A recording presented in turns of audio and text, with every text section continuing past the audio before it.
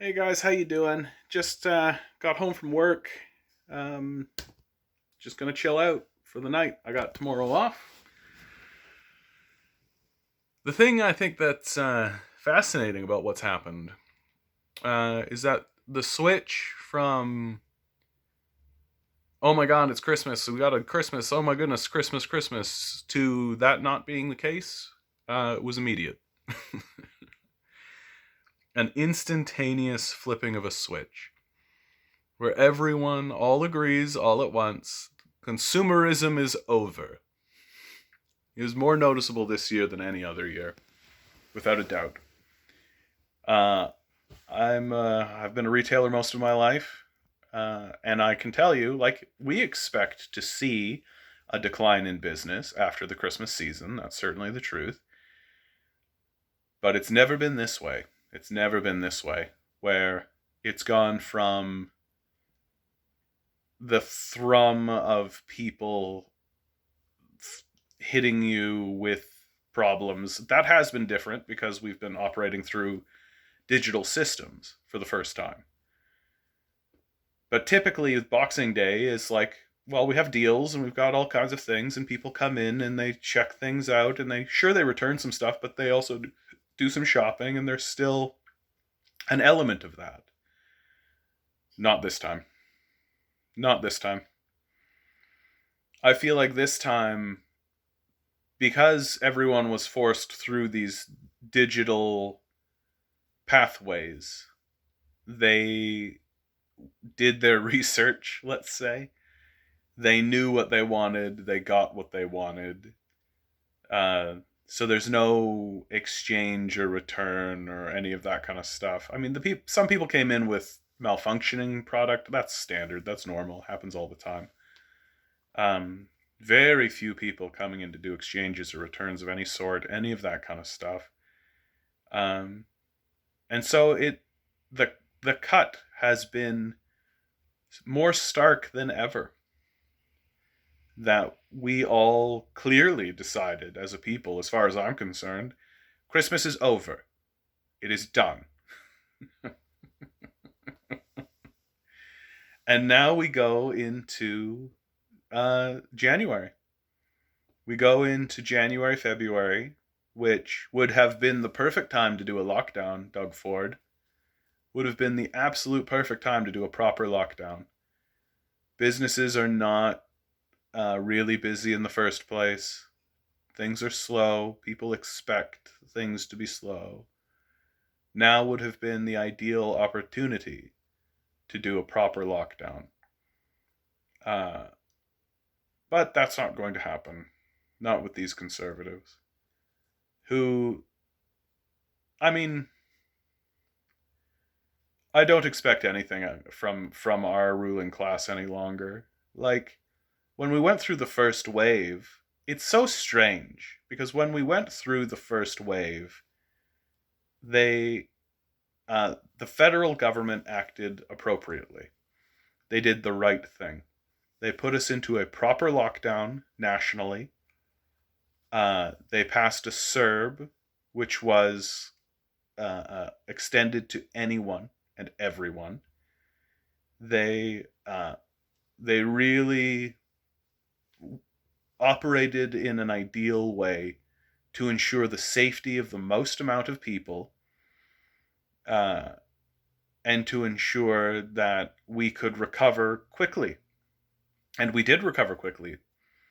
And you can see the data. You can see the data straight out. We flattened the curve, right? You remember that? You remember that pitch? Flatten the curve? And we did. It was very successful. I'd say that in the first wave, the federal liberals acted like leaders. They made quick decisions with the interests of the populace in mind, with the interests to govern. And if they had have continued in that vein, uh, I think that I would have even supported them at this time. But now it's obvious that they can't be supported because it's very clear that they made those initial decisions during the first wave out of fear for themselves, and fear for their own lives, and fear for their own families, and fear for their own communities. And then once all of the pieces were put in place to secure the safety for themselves, well, then now we need to worry about the economy, right? Now we need to be concerned about our money flow.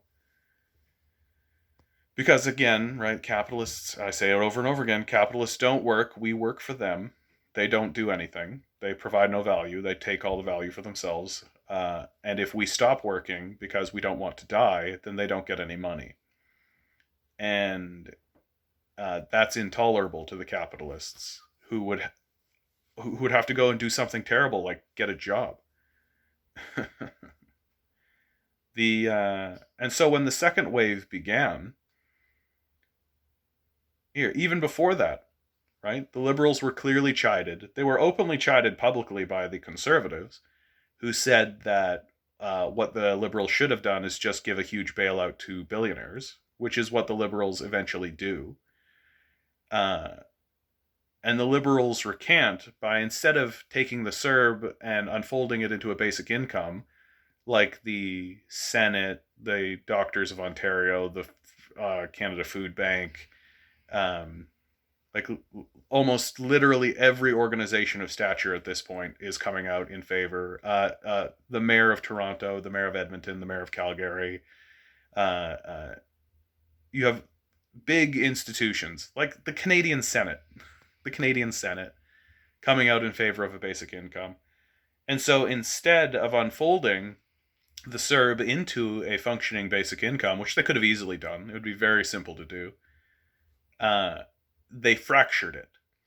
They fractured it into 6-7 programs, all aimed for very tiny... It's classic divide and conquer tactic, right? Just a classic divide and conquer tactic. That they came to the realization that they had made a mistake in passing something that benefited the populace. And so instead of unfolding it for the benefit of the populace, they fractured it and broke it apart so that the capitalists could seize control of it and reclaim those gains. And then as we started to go into the second wave, instead of doing another CERB, instead of doing any of that kind of stuff, they handed a bunch of money to the billionaire class. And when the NDP stood up and said, hey, we should raise taxes on these billionaires so that we don't need to put the burden of taxation on the poor and middle class, the Liberals said, no, that's fine. And so the Liberals have revealed their hand in all of this, that they are not to be trusted, that their initial actions were based on simple fear. But now they've acted not differently from the Trump administration in the United States, right? During the second wave, the federal liberals have washed their hands of any responsibility, right? They've looked to each individual province, the way that Donald Trump washed his hands of all responsibility, and told each individual state to deal with the problem themselves, right? They've stopped offering genuine support to people. People are, if you're out of work, you get put on EI. EI runs out. And it's designed to do so, to force you back into the workforce or to abandon you. That's the whole idea. It's to just sort of trickle you out until you're either so desperate that you just take any job you can from any capitalist you can, or it shoots you out the other side where you're abandoned. And because it's got this trickling quality to it, right, where it doesn't happen all at once, it's not this sharp line where like 1 million people get shunted, because it's like eventually 1 million people get shunted, but it happens in this kind of trickling way, then the populace doesn't get up in arms about it and doesn't instantly organize, right? Like if each workplace lays off one person, right? Well, the workers don't know anybody outside of their workforce because they've been forced into a bubble, right? And so the abandonment that the liberals are putting the populace through is apparent. It's in front of our face, and all the data shows that it's happening. Here in Ontario, for God's sakes, there are evictions happening. And the Ford administration is just going to shrug about that, move forward. And so in the first wave, we acted like Canadians. And now in the second wave, we've acted like Americans. We're not much different than the Trump administration, if you ask me. The supports have gone to the billionaire class. The working class has largely been abandoned to the forces of capitalism, who are incentivized and structured completely to abandon the populace, as they have been for the last 40 years. And so now we're entering January, February. Things will slow down simply by the course of how things go. Nobody has any money left. It's cold. No one wants to do anything in the first place. And so things will slow down generally. And my hope is that over these next few months, as our work, certainly my work, is going to be less strenuous, less people coming in generally, as we go through this period of time, my hope is that we will plan and organize, that we will communicate to one another that what we have experienced is unacceptable, that the people who are currently in power are unfit to govern and are not going to act differently the next time these sorts of situations occur again, as they will. It's a guarantee that something like this will happen again, whether it be another virus or some kind of climate change related incident or something like this. Our leaders have tipped their hand. They've shown fully that their plan is to pillage the populace, give all the money to a small group of billionaires, force us to work for them or starve. That's the plan. And if we just bob our head and nod along with it, we will be abandoned to that. That either we work our lives away for a capitalist class that is constantly going to be taking more and more from us while giving us less and less, or we will just simply be abandoned to the forces of nature, as capitalists have been doing since the beginning of capitalism. Like, since the very start. That's what they've been doing to people. The question is whether or not it's enough of the populace has gotten tired of it, and enough of the populace is willing to stand up and say, this is no longer worth pursuing. That for most people, it is beginning to become that we might as well try something different because we no longer have anything to lose. Right? It's that Karl Marxian kind of thing. All you have to lose is your chains. And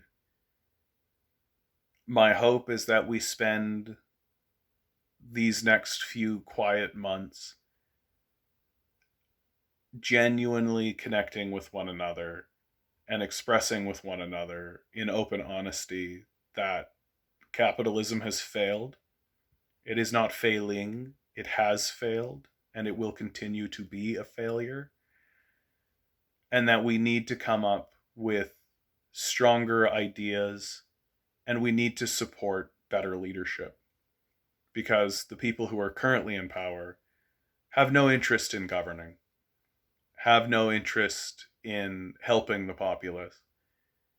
Their interest is in propping up a small cabal of corporate capitalists who might as well be kings, and ensuring that you remain their serfs.